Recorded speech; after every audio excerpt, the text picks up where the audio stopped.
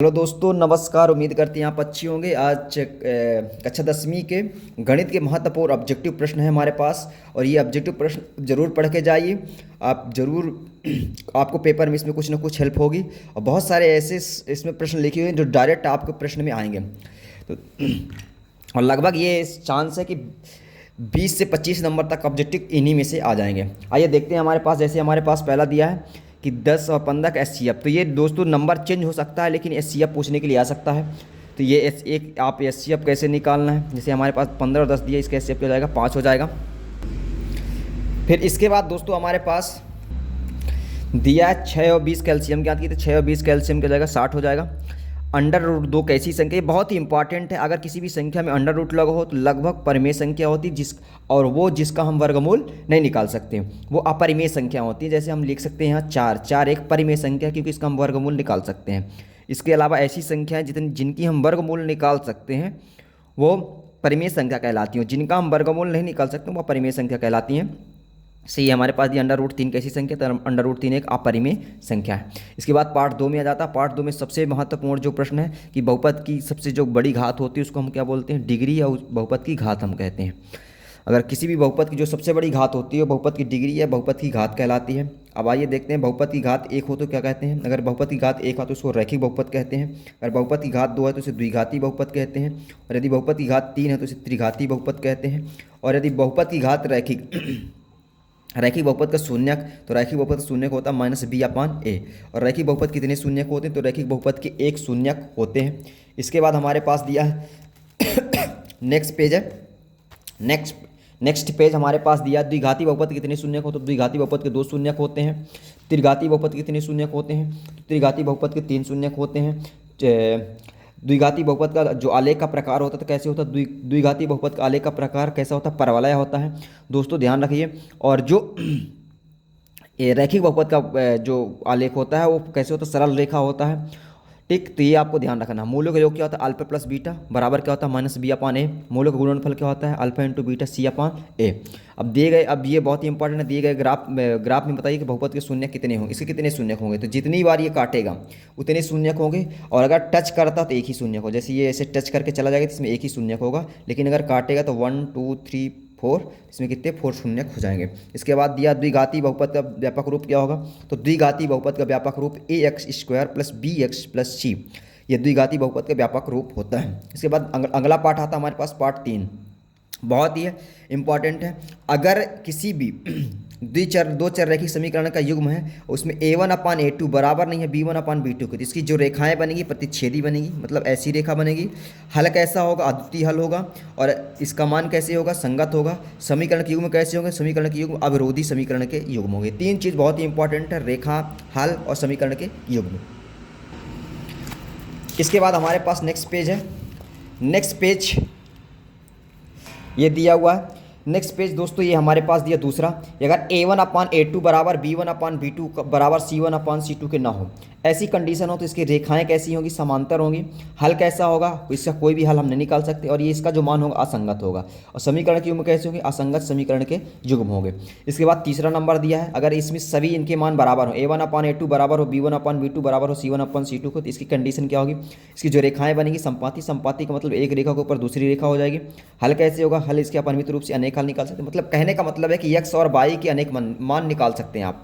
समीकरण युग्म क्या होगा, समीकरण युग्म कैसे होगा, आश्रित होगा और संगत भी हम कह सकते हैं।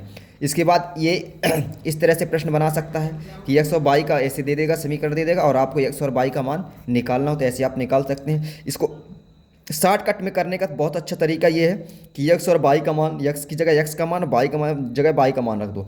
दोनों जगह मान रखने के बाद अगर दोनों पक्ष बराबर हैं तो इसका मतलब हमारा ये यही वाला ऑप्शन है, सही है। अगले नंबर पार्ट 4 में आ जाइए।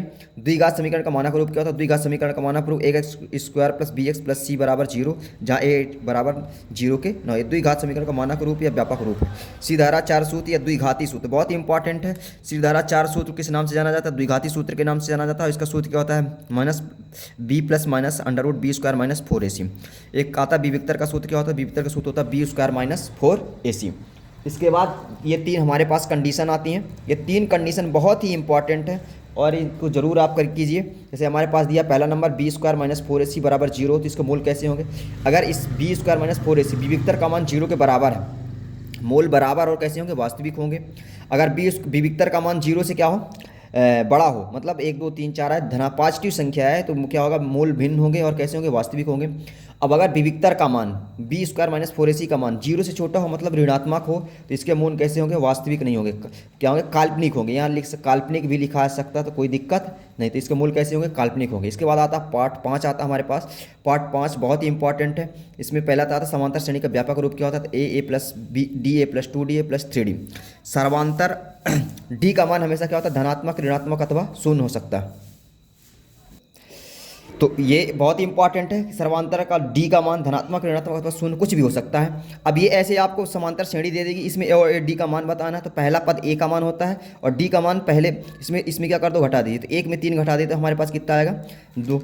और यहाँ चिन्ह क्या लेंगे? या तो 1 में 3 घटाएंगे, तो ये दोस्तों ये गलत है। इसको क्या करेंगे? हमको 1 माइनस क्या करना? 3 करना। तो 1 में 3 घटाएंगे तो हमारे पास -2 आ जाएगा। इसके बाद ये दिया हमारे पास समांतर श्रेणी का nवां पद का सूत्र क्या होता है? समांतर श्रेणी का nवां पद का सूत्र होता है a plus n minus 1 into D. फिर ये आ जाएगा हमारे पास 10 7 4 का तीसरा पद क्या होगा? 10 7 4 का तीसरा पद माइनस क्या हो जाएगा? 77 हो जाएगा। एपी श्रेणी के n पदों का योग का सूत्र क्या होता है? तो एपी श्रेणी के n पदों का सूत्र होता है यस बराबर n/2 2a plus n minus 1 into D. ये बहुत ही इंपॉर्टेंट सूत्र है। इसके बाद हमारे पास दिया नेक्स्ट पेज दिया। नेक्स्ट पेज ये हमारे पास है, वह आकृति जिनकी आकार समान हो तो समरूप आकृतियाँ कहलाती हैं। सभी वृत्त कैसे होते हैं? समरूप होते हैं। ध्यान रखना कि सभी वृत्त कैसे होते हैं? समरूप होते हैं। सभी वर्ग कैसे होते हैं? समरूप होते हैं। सभी समबाहु त्रिभुज कैसे होते हैं? समरूप होते हैं। तो ध्यान रखना कि समबाहु त्रिभुज केवल समबाहु त्रिभुज ही समरूप होते हैं। समबाहु त्रिभुज के संगत कोण एवं संगत भुजाएं कैसी होती है? समबाहु समरूप बहुभुज, कोई भी समरूप बहुभुज होगा उसके संगत कोण बराबर होंगे और संगत भुजाओं का मान क्या होगा? समानुपाती होंगी। इसके बाद नेक्स्ट पार्ट आता है, बहुत ही इंपॉर्टेंट है। सबसे पहले आता है एक्स अक्ष के निर्देशांक को क्या कहते हैं? तो भुज कहते हैं। वाई अक्ष के निर्देशांक को क्या कहते हैं? कोटि कहते हैं। एक्स का मान अगर 0 है तो वाई अक्ष का समीकरण होगा और वाई का मान अगर 0 है तो एक्स अक्ष का समीकरण होगा। इसके बाद आता है दूरी। दूरी का फार्मूला क्या होता है? x2 माइनस x1 का whole square plus y2 minus y1 का होल स्क्वायर और पूरे का क्या लगा देंगे? Under root. अब अगर यही दूरी में अगर मूल बिंदु दे दिया जाता, मूल बिंदु दे दिया जाता तो दूरी का मान क्या होता है? X square plus y square हो जाता है। और इसके बाद आता है विभाजन सूत्र। विभाजन सूत्र बहुत ही इंपॉर्टेंट है। इसमें x का मान क्या होता है? x2 plus x1 plus m1 into m2 और ये हो जाएगा m1 प्लस m2, ये y का मान है। तो दोस्तों उम्मीद करते हैं कि इसमें आप पेपर को जरूर 7 पार्ट तक यही ऑब्जेक्टिव आप पढ़ के जाइए और आपके पेपर में यही ऑब्जेक्टिव आने वाले हैं। और ज़्यादा से ज़्यादा इस वीडियो को शेयर कीजिए दोस्तों को, ताकि आपके जितने भी दोस्त हैं उनको इस पेपर के माध्यम से इन प्रश्नों के माध्यम से कुछ ना कुछ हेल्प मिले। धन्यवाद।